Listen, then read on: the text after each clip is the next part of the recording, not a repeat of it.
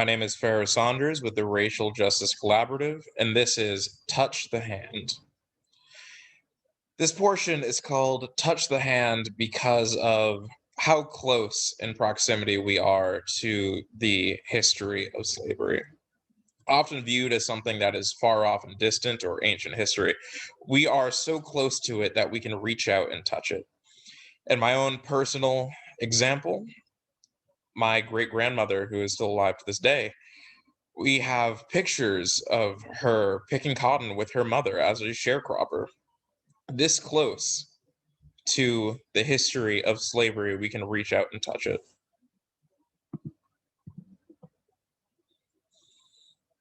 Something that's important to understand about the history of slavery is, despite its close association in terms of how it's presented, in terms of how it's written about with the history and culture of the southern states, the slave trade is of tremendous importance to the northern states as well.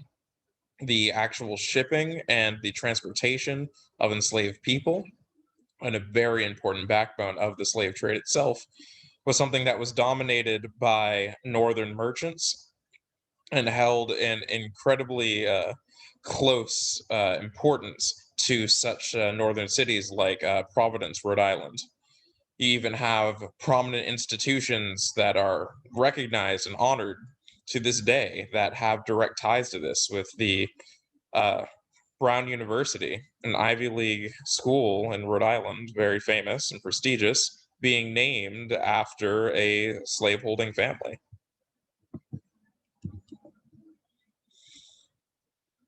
Something that's important to understand about the history of the slave trade in the United States is its role as a greater system in the triangle trade, where we had goods going from Europe to Africa, enslaved peoples going from Africa to the United States, and products made by those enslaved peoples going from the United States back to Europe.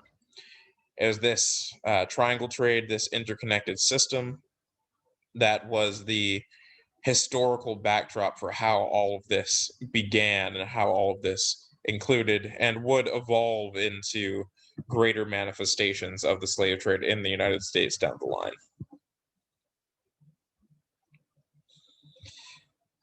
In the history of African peoples being enslaved in the United States, despite this going all the way to the pre-state history of just the 13 colonies, it exploded in value and exploded in wealth at a certain point. This point in the history of enslaved peoples in the United States would mark a vast change and ramping up of the people needed to work in terms of production of resources like cotton in order to maintain certain needs. This would mark how slavery became so much more important after this time, and why the value of the individual slave would shoot up. The reason for this, historically speaking, was the cotton gin, which was a machine that was invented that rapidly increased the amount of cotton that could be produced. It was a hand crank machine that allowed for the rapid cleaning of cotton and the sorting of seeds from the cotton fibrous material itself, which you actually use to produce finished goods. There had long since been, prior to the invention of the cotton gin, an expressed to need may even be an incorrect word, but it was a whisper that was that slavery and slaveholding specifically in the southern states would eventually fizzle out and die, because slavery was not economically efficient enough to justify the practice of such a thing. However, after the invention of the cotton gin, the amount of cotton produced only a few years after was tenfold what it had been prior. And as a result of this, slavery dying out because of uh, not being economically valid enough, that was nonsense. That was so far from the facts, so far from the truth. And so, because of that, slavery only began to take off more. This gave rise to the phrase of King Cotton, in which the production of cotton in southern states, now amplified through the machine cotton gin, was so valuable and so economically powerful that it became king. It became the dominant force. Because of this, there was a greater necessity for enslaved peoples. And so 250,000 new enslaved people arrived in the United States between the years of 1787 and 1808. This was equal to the entire amount of slaves brought to the United States in the entirety of the colonial period before this point, all just in that short span of time because of how economically powerful slavery now was in the United States due to this machine, due to the rise of King Cotton. After 1808, individual or external slave ports and importation from Africa to the United States had become outlawed, but not the internal slave trade, which of course gave rise to continuations of so many practices, such as things that were basically slave breeding and maximizing how many enslaved peoples you could get out of the ones that you already owned or could trade for internally within the United States between individuals in the planter class. This rise, this massive boom in production in the South caused a similarly rapid and expansive boom of textiles in the North.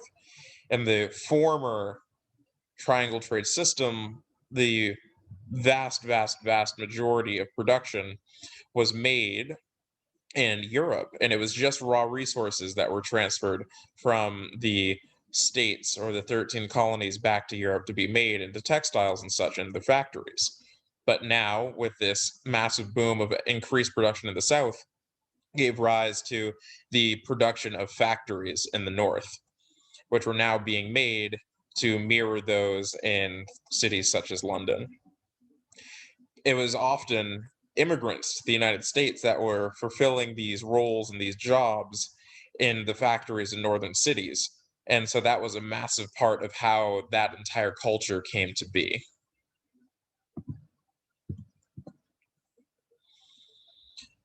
For the majority of this, we have been talking about what slavery and the cotton industry and all the economic values that this came into in both the planter class and the factories in the North, all that and what that meant to those individuals. But in terms of what this meant to the enslaved, in terms of what this meant to the individuals that were actually laboring in these fields in order to turn the wheels of this machine, it was more suffering, it was more atrocity, an entire amount equal to the century, over a century of time spent building this up since the inception of these original colonies in the United States.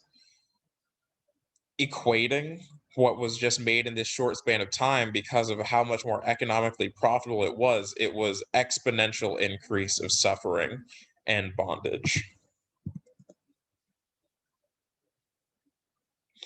It's important to remember just how closely tied the North and the South are in the slave industry and how the entirety of the slave trade fuels each other together. As people generally only think of where the majority of slaves were actually physically kept, or the majority of the slave labor was physically done. But all of this is an interconnected system. And thusly, all of this was just as heavily connected in terms of the economics of it in the North as it was in the South.